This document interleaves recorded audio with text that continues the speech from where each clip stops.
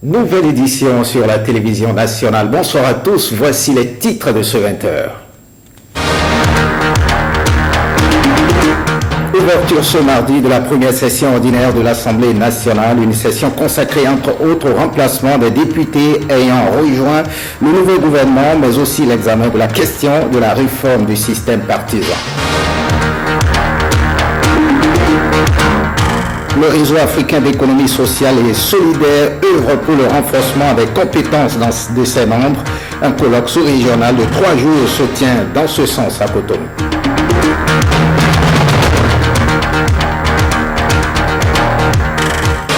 Le franc CFA, une monnaie à polémique. Certains économistes estiment que les pays de la zone franc peinent à décoller. Faut-il tourner dos à cette monnaie? Élément de réponse dans cette édition.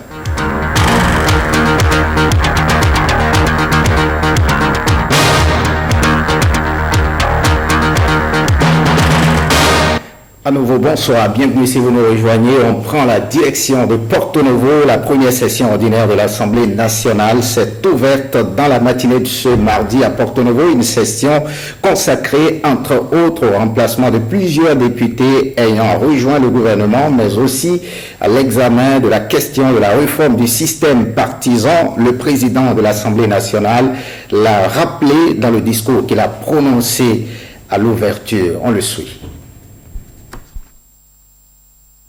Les sujets à l'ordre du jour de la session sont importants et évidemment nous sommes en tant que ministre très intéressés par tous ces sujets qui sont inscrits et nous espérons que notamment les ratifications et les projets de loi qui sont proposés seront adoptés. Le président est resté vraiment tel qu'on l'a connu et l'essentiel est que le Bénin avance. Donc en ce qui concerne nous les honorables, nous allons l'accompagner et accompagner aussi le nouveau président. Parce que ce qui est important, c'est le développement du Bénin. Avec la nouvelle vision donc de la gouvernance de notre pays, toutes les institutions, en particulier l'Assemblée nationale, doivent être prêtes à accompagner donc, le gouvernement dans sa politique de développement pour que les populations de notre pays puissent relever un certain nombre de défis majeurs qui créent les problèmes donc, de pauvreté dans notre pays. C'est un discours qui a pris acte de la volonté du peuple de faire des réformes, que le gouvernement actuel, le nouveau gouvernement, puisse imprimer des réformes importantes dans notre pays pour pouvoir débloquer, disons, les différents engrenages qui étaient un peu grippés. On a parlé donc de la réforme du système partisan. C'était ça que nous attendions, parce que le système qu'on a utilisé jusque-là, vraiment, il va falloir mener donc des réformes profondes dans le système partisan dans le pays, ce qui va nous permettre donc d'aller de l'avant. Le Parlement, ce n'est pas un lieu de combat, c'est un lieu de contribution et de contrôle de l'action gouvernementale. Donc, le Parlement doit rester dans ce contexte-là et travailler dans le sens d'accompagner le gouvernement et aussi de contrôler les actions du gouvernement. Et le discours du président de l'Assemblée nationale a été dans ce sens, dans le sens du rôle régalien de l'Assemblée nationale. Le discours qu'il vient de faire nous convie à bien travailler. Et son discours nous rappelle que nous sommes en bonne marche aussi pour la démocratie. Et je pense que c'est très important. Par rapport aux réformes annoncées, le président a estimé qu'il y a beaucoup d'éléments de cette réforme-là qui faisaient l'objet de préoccupations au niveau donc, du Parlement, sauf que nous sommes en phase et puis voilà, on se met à la tâche. C'était donc à l'instant les impressions de quelques parlementaires à la fin de la cérémonie d'ouverture. Une session donc consacrée entre autres au remplacement de plusieurs députés ayant rejoint le gouvernement, mais aussi à l'examen de la question de la réforme du système partisan. Le président de l'Assemblée nationale l'a rappelé dans le discours qu'il a prononcé à l'ouverture. Retour sur la substance des propos du président de l'Assemblée nationale, Adrien Mbouy. Hémicycle plein à craquer dans la matinée de ce mardi à l'ouverture de la première session ordinaire de l'Assemblée nationale. Depuis la fin de l'élection présidentielle, c'est la première fois que la représentation nationale se retrouve au grand complet. Dans le discours prononcé par le patron de l'institution, Adrien Mbedi est revenu sur la paix qui a caractérisé la récente période électorale. Déjouant les pronostics les plus pessimistes, le Bénin vient de relever un grand défi. Celui de réaliser, dans le respect des délais constitutionnels, la 4e alternance à la tête de l'État au terme d'une élection ouverte, libre, transparente, crédible et pacifique, aux résultats non contestés et ceux de l'avis même de tous les observateurs nationaux et étrangers. Plusieurs dossiers sont inscrits à l'ordre du jour de la présente session qui devrait durer 3 mois. En pole position, la question de la réforme du système partisan pour la vitalité de la démocratie béninoise. Les défis à relever sont nombreux.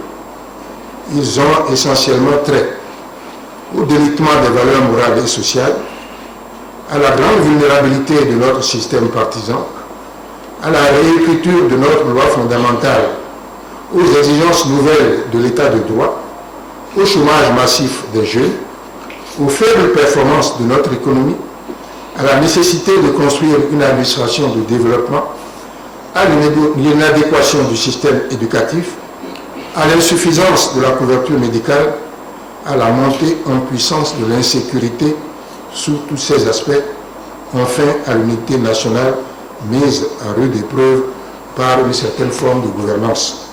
Après ce cérémonial d'ouverture de session, les députés vont se retrouver jeudi prochain pour l'examen et le vote du second rapport d'activité du président de l'Assemblée nationale au titre de 2015. On reste à l'Assemblée nationale. L'ouverture de cette première session était également une occasion d'installer 5 nouveaux députés. Guy Mitope Orden Aladatin, Domitien Nuemo, Justin Adjovi et Issifou Amadou prennent la place de leurs titulaires pour des motifs divers. Leur portrait avec Ibrahim Lawani. Maire puis jeune député de la 7e législature, Guy Mitope succède à un animal politique connu pour sa verve, candidat Zanaï, aujourd'hui membre du gouvernement du président Patrice Talon. Âgé de 36 ans et actuel secrétaire général du parti Restaurer l'Espoir, le tout nouveau parlementaire était candidat à l'élection législative de 2007, soldé par un échec. Aux côtés de son mentor politique, Guy Mitope a œuvré pour l'élection de l'actuel chef d'État béninois. Géographe et consultant en communication de masse, son militantisme remonte au moins à une douzaine d'années.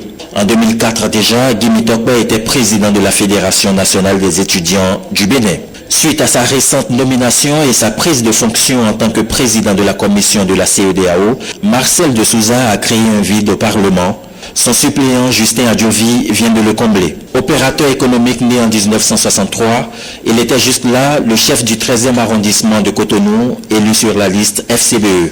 En acceptant la fonction de ministre de l'Intérieur, Saka Lafia permet également à Issoufou Amadou d'arborer l'écharpe de député. Membre de l'Alliance Soleil, l'homme fut chef du 1er arrondissement de Parakou sous la première mandature municipale. Domitien Nuemo, quant à lui, siège désormais au Parlement dans un contexte beaucoup moins gai. Le décès de son ancien titulaire, Eric Nda, le 3 mars dernier, en Afrique du Sud.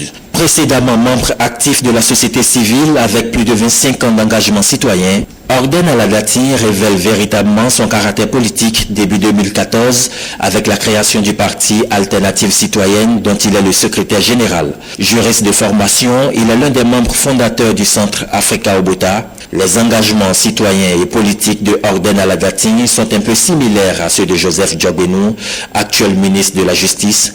Le remplacera-t-il également à la tête de la commission des lois du Parlement? Encore quelques jours pour le savoir.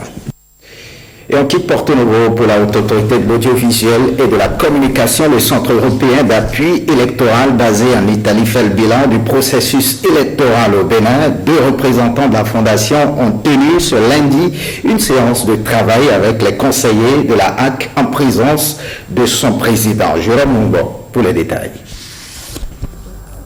Basé en Italie, le Centre européen d'appui électoral s'investit entre autres dans le support démocratique, le droit de l'homme, la liberté de la presse et la réglementation des médias. C'est depuis janvier 2016 qu'il est au Bénin et travaille avec la Sénat dans le cadre de l'élection présidentielle. On est en train de faire un tour de tous les partis prenants au processus électoral, mais plus amplement à la consolidation démocratique pour vérifier si les besoins, s'il y en a évidemment, les priorités pour le scénario post-électoral. Je sais que la HAC a été très active dans la réglementation des médias.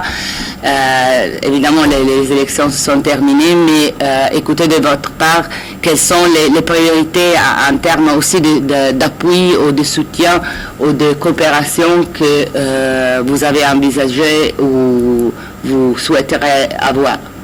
Le président de l'instance de régulation des médias a présenté son institution. Adam Bonitassi a mis l'accent sur les innovations de 2016. Entre autres, le pacte de bonne conduite de tous les 33 candidats, l'émission Moi Président, le face-à-face entre les deux candidats finalistes, sans oublier les séminaires de formation. Et ça a permis quand même dans l'ensemble que la majorité soit informée quand même de l'essentiel et pouvoir gérer. Donc c'est ça qui a permis que la campagne médiatique ait quand même pu connaître un certain succès, malgré le risque qui était là, qui était très grand. Le chef de la délégation a également reçu des documents de la HAC, promettant d'asseoir très prochainement une coopération entre cette institution et sa structure. Parlant d'élection, de sources proches de l'ancien président de la République, Boniaï, on apprend que la présidente de la Commission de l'Union africaine, Nkosazana Dlamini Zuma, a délégué l'ancien président béninois, Dr Boniaï, pour conduire la Commission d'observation de l'Union africaine en Afrique, en République de Guinée équatoriale le 24 avril prochain dans le cadre des élections présidentielles de ce pays. Pour la présidente Zuma, le choix de Dr Boniaï est guidé par son expérience et son engagement pour la considération de la démocratie sur le continent. Et on parle franc CFA, la monnaie des pays de la zone franc, sous les feux des critiques. Le franc CFA, du fait de sa parité avec l'euro, subit les fluctuations de la monnaie unique de l'Europe. Les pays africains dont les économies en sont tributaires peinent à émerger. Faut-il délaisser le franc CFA? Quel avenir pour cette monnaie? Le franc CFA, quel avenir? C'est un sujet que nous proposent Samuel Adini et Petroni Lokoso. Yaoundé, ce vendredi, les ministres des Finances de la zone franc opinent sur le devenir de la monnaie. L'impact de la baisse des cours de matières premières est au cœur des débats. À cette rencontre des argentiers des pays de la zone franc, l'idée de la monnaie s'est renforcée. Pourtant, pour certains économistes, le franc CFA plomberait l'économie des pays qui l'utilisent. Moi, je le combats. Je combats le franc CFA tel qu'il est aujourd'hui. Je lui reproche d'être une monnaie qui ne nous a pas laissé nous industrialiser. Parce qu'elle n'a pas été créée pour nous laisser nous industrialiser. Or, je pars du principe que la plupart des pays qui aujourd'hui évoluent ont aussi été des pays qui ont choisi l'industrialisation, la manufacture, etc. Ce n'est pas des pays qui sont restés indéfiniment fournisseurs de matières premières. Souvent décrié, le franc CFA reste lié à l'euro par un système de parité fixe. Les États africains doivent déposer 50% de leurs réserves de change auprès du Trésor français. Une forme de tutelle qui les lie à la France au plan monétaire, financier et économique. Notre compétitivité est souvent faible. En termes d'exportation de produits et autres, là, nous avons des problèmes. Or, si la gestion était confiée au pays et si les pays avaient la maîtrise de leur gestion, ça va leur donner beaucoup plus de rigueur dans la gestion des autres aspects de l'économie. En dehors de la gestion monétaire, on sait bien que la valeur d'une monnaie va dépendre des autres pans de la gestion économique. Si l'économie est bien portante, la monnaie va s'en ressentir. La monnaie-là a été garantie par la France pour que vous puissiez commercer avec ces entreprises, ces industries. Et que surtout, pour que vous ne fassiez pas l'industrie chez vous. On vous donne du pouvoir d'achat pour que vous ne soyez pas amenés, vous, à construire des usines dans vos pays. Et que la plupart des usines sont construites en France et vous achetez les produits français. pour acheter ces produits français-là, on vous a donné du pouvoir d'achat. Les pays de la zone franc peuvent-ils s'affranchir de cette tutelle monétaire? L'idée de la création d'une monnaie unique africaine a germé, mais pour l'instant, elle connaît des couacs. Par exemple, au niveau de l'Union européenne, on dit que lorsqu'un pays doit adhérer, il faut recueillir l'avis d'abord de l'Union européenne. Ça veut dire qu'il y a des facteurs de blocage qui sont introduits pour ne pas permettre au pays de pouvoir vraiment se lancer. Est-ce que les puissances, notamment la France, qui a un compte d'opération où sont reversés l'essentiel de nos devises, de nos réserves de change, est-ce qu'elle a intérêt à ce que nous nous libérions de cette emprise? C'est la décision des pays africains qui s'impose, pas la décision de la France. La décision des pays africains qui s'impose. S'il y a une volonté de voir évoluer cette zone, cela doit venir de la volonté des pays africains eux-mêmes. Rester ou partir de la zone franc, à chaque État d'en décider. Moi, je choisirais une monnaie africaine indépendante qui nous assure de réels efforts de développement pertinents pour notre continent. Depuis le temps où nous avons cru que le franc CFA allait voler en éclat, il n'a jamais volé en éclat, il continue donc de plus belle. Reconnaissons-le, le franc CFA est là, il continue. Pour l'heure, le front de la communauté française d'Afrique, comme un roseau, tient toujours bon. Et sur ce même registre, l'économie sociale et solidaire au cœur d'un colloque sous-régional de 3 jours vers ce mardi à Cotonou. Il s'agit de la rencontre du réseau africain d'économie sociale et solidaire, RAES.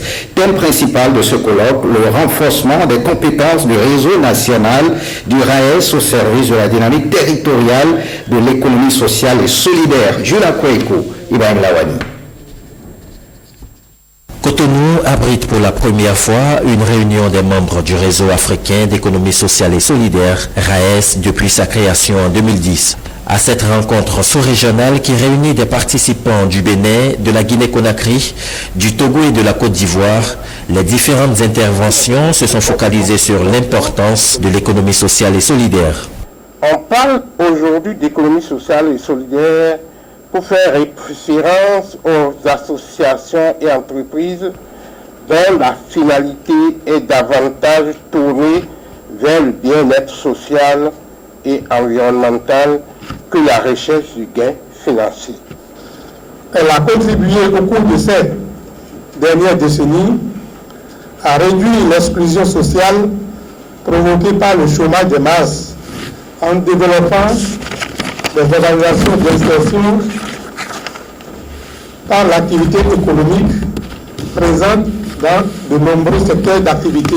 Dans un monde aujourd'hui dominé par le capitalisme et la course effrénée vers l'épanouissement personnel, l'économie sociale et solidaire apparaît comme soucieuse du bien-être des populations. C'est une réelle et intéressante promesse d'un autre monde où le bien vivre ensemble est de mise, avec une quête de l'intérêt général qui place l'homme au cœur de son fonctionnement. Or, ce modèle-là, ce beau modèle-là, j'allais dire, manque cruellement de visibilité dans nos vécus et réalités sociétales d'Africaines et d'Africains. Il ressort que l'économie sociale, solidaire et coopérative crée aujourd'hui 20 fois plus d'emplois que les multinationales. Il y a donc lieu de la prendre davantage en compte dans les politiques de développement des États africains. Et cette actualité largement partagée hier dans notre édition, nous avons proposé les explications du ministre de l'Industrie, du Commerce et de l'Artisanat au sujet de la lettre qu'il a adressée à certains responsables leur demandant de passer service au plus tard lundi. Hier donc, à un comité ad hoc présidé par le secrétaire général du ministère, le ministre a indiqué entre autres vouloir préserver les intérêts de l'État. À la suite du ministre Servetor, nous vous proposons l'analyse du juriste Serge Prince-Abodjan, des propos recueillis par Gilles Danso. Comment concevoir que dans un état de droit, l'acte supérieur qui les a nommés soit mis en cause par une note interne du ministre? La question de droit est simple. Et c'est là où nous parlons du principe du principe que tous les Béninois connaissent maintenant, qu'on appelle le parallélisme des formes. En droit, l'existence d'une hiérarchie des normes est la principale garantie de l'état de droit. Mais lorsqu'on réfléchit encore sur le plan même du droit administratif, il peut y avoir des cas exceptionnels que le législateur a prévus en matière administrative pour suspendre les actes à titre conservatoire. C'est seulement en cas de faute lourde, faute grave. Et là où j'apprécie la réforme telle que initiée déjà, les réformes institutionnelles initiées par le président Talon dans son programme d'action, il a dit, et je suis entièrement d'accord avec lui, et je le soutiens d'ailleurs pour ça, qu'il faut qu'on mette en place le mécanisme des chambres administratives au niveau de nos tribunaux. Si il y avait les chambres administratives au niveau de nos tribunaux qui fonctionnaient, on pouvait faire référé de la note du ministre. Et le juge aurait déjà procédé à son annulation, on n'en serait pas là. Je considère que cette note-là, elle est prématurée. Le ministre aurait dû attendre carrément sa nomination de son cabinet. Il peut organiser les gens de telle sorte qu'ils suivent les travaux qu'ils font à travers un comité ad hoc, comme il a mis, centraliser les informations qu'ils ont au niveau du secrétaire du ministère, mais ne pas obliger ces gens-là à passer service comme si le décret qui les a nommés, dont l'effet, la conséquence juridique est des excès, que ces décrets-là soient mis en bail par une décision aussi simple. Parlons culture dans cette édition. Les acteurs culturels béninois préparent activement le renouvellement du conseil d'administration du Fonds d'aide à la culture. Dans ce cadre, on observe un remue-ménage dans le secteur. Les acteurs culturels eux-mêmes sont montés au créneau ce lundi pour demander que les tests soient respectés. Ils demandent également au ministre de tutelle de bien vouloir les accompagner dans ce processus électoral. Prétroni Lokoso, Ghislain Pogué. Forte mobilisation du monde culturel l'après-midi de ce lundi au Hall des Arts et de la Culture à Cotonou. À l'ordre du jour, un seul point inscrit. L'objet principal, c'est simplement lié aux élections au conseil d'administration du Fonds d'aide à la culture.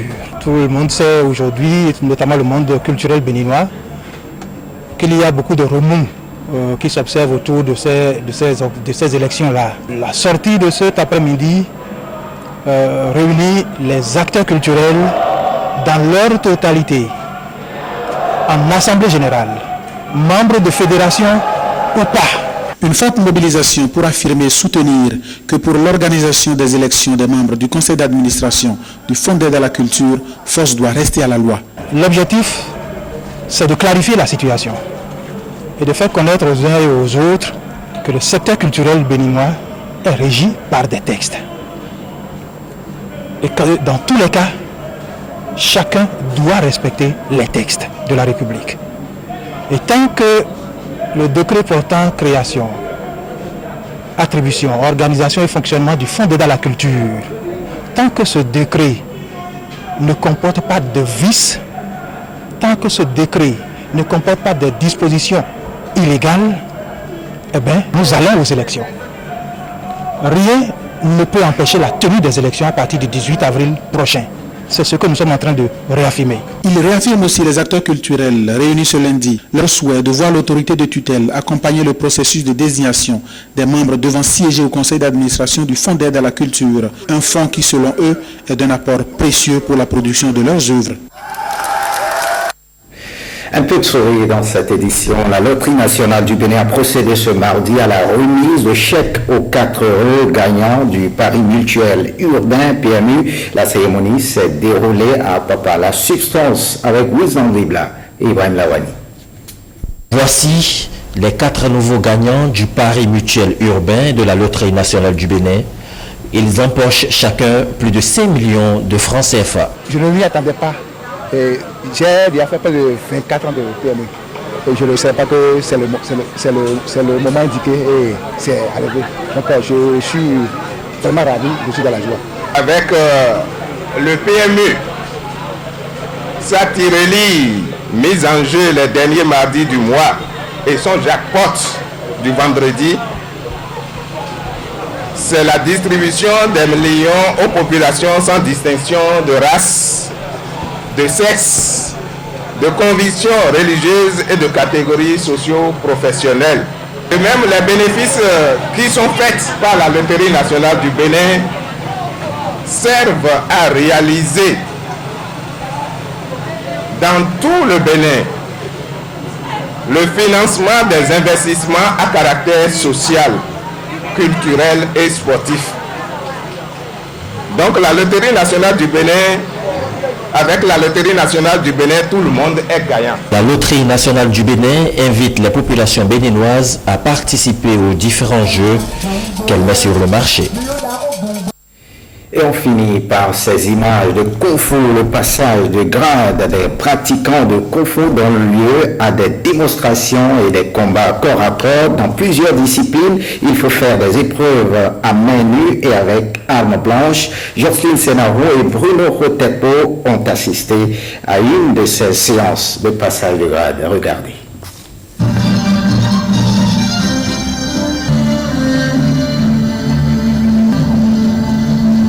Un examen de passage de grade pour la discipline Kung Fu.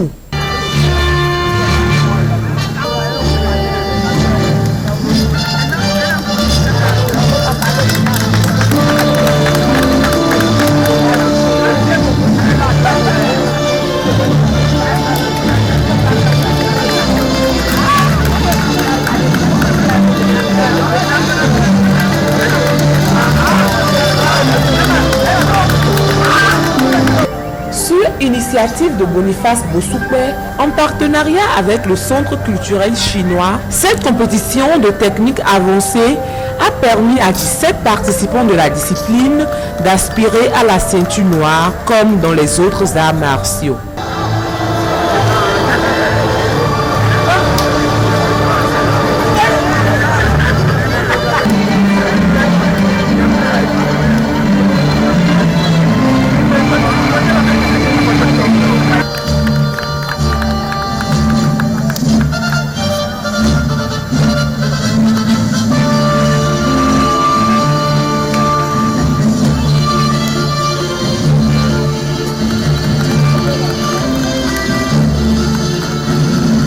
Le tatami du Centre culturel chinois, les compétiteurs ont démontré à tour de rôle leur savoir-faire sous l'œil vigilant des membres du jury.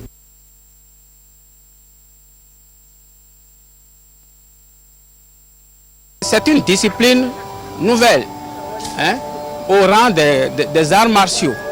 Et la Chine la développe, accompagne dans beaucoup de pays aujourd'hui. Et ça nous offre, n'est-ce pas, des opportunités pour aller, n'est-ce pas, dans ce pays-là, qui est, vous savez, très grand. Et en matière de relations internationales, vous savez que toute discipline sportive est aussi devenue un instrument de relations internationales. La fédération du Kung Fu Wushu du Bénin est un très bon partenaire avec le Centre culturel chinois. Parce que ça, le but, c'est de faire la promotion des arts martiaux chinois. Je veux que tous les amis béninois peuvent s'associer avec nous pour la pratique des arts martiaux et aussi pour avoir une bonne santé, heureuse famille et aussi, ça c'est bon pour le pays, pour le développement du pays. Après la décision du jury, les performances seront évaluées pour décerner les ceintures.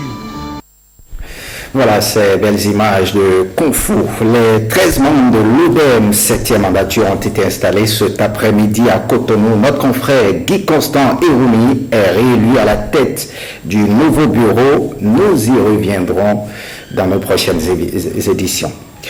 Le programme prévoit à 21h la soirée sport et à partir de 22h les feuilletons Le Triomphe de l'amour et la Reine du Sud. Le journal du soir est prévu pour 23h30. Retrouvez cette édition sur le site de l'ORTB www.ortb.bj.